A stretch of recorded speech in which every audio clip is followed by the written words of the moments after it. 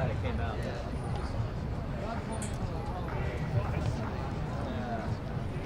So great.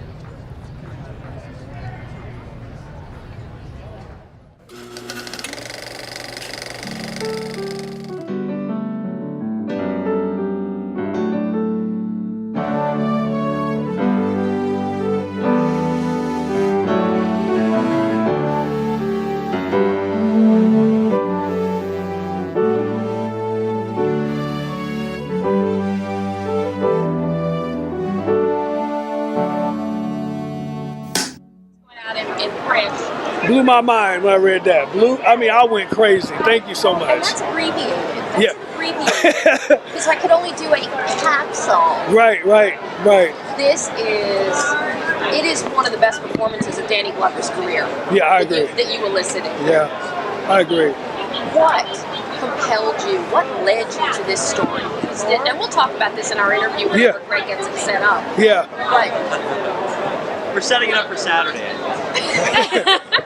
Yeah, we're fighting for space with Big Bird on Saturday. Right, Big Bird. That's right. You know what? I was floating around like in like the horror thriller genre. I really like to move the camera and create suspense.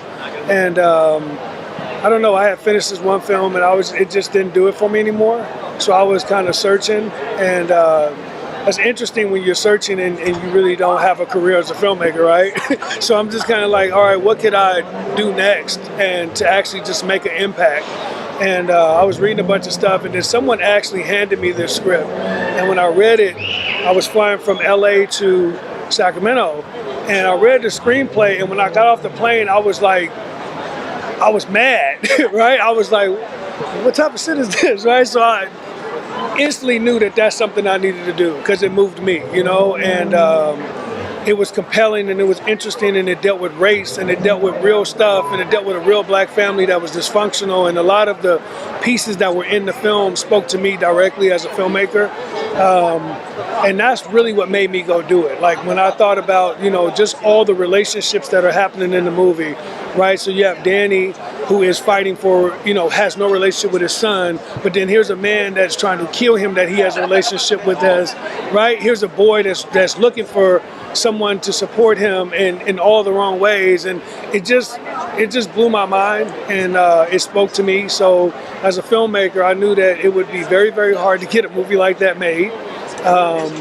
And I found someone that would give me $1 million to make it. And because they believed in my vision and I pitched it like, it could be a really, really cool film, but at the same time, it could have like a thriller feel. And I thought that was what could set it apart, And then I made the choice to shoot the movie in 16 millimeter and everybody almost killed me. Like, you crazy? And I'm like, no, it has to be that, it has to. I would have been writing a check to you. Yeah. I would have been writing a check. Yeah, I was like, it has to be shot in 16 millimeter because I wanted people to feel the energy and the grit and when you think about movies like Monsters Ball, all these films are like where you feel what's happening, Yeah. And I hadn't seen a movie like this in a long time where, you press a bunch of buttons. I've had people get up and walk out the theater and not leave, but go in the lobby for a minute to just breathe and then come back in. And that's when I really knew, like, all right, like it's doing the right thing. You know what I mean? Like it's pushing the right buttons.